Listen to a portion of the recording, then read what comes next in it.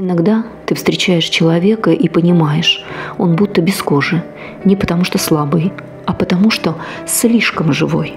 Такого мальчика я однажды увидела внутри себя. Он лежал в детской в темноте, и только аквариум освещал комнату, и золотая рыбка медленно плавала в воде.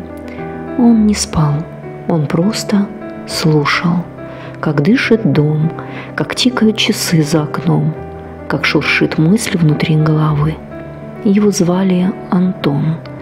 Он не умел быть как все, и рано понял, мир – это гром, а он оголенный нерв.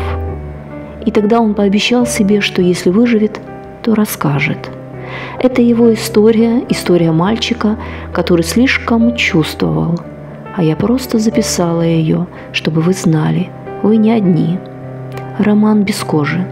Книга, которую я написала для тех, кто слышит глубже.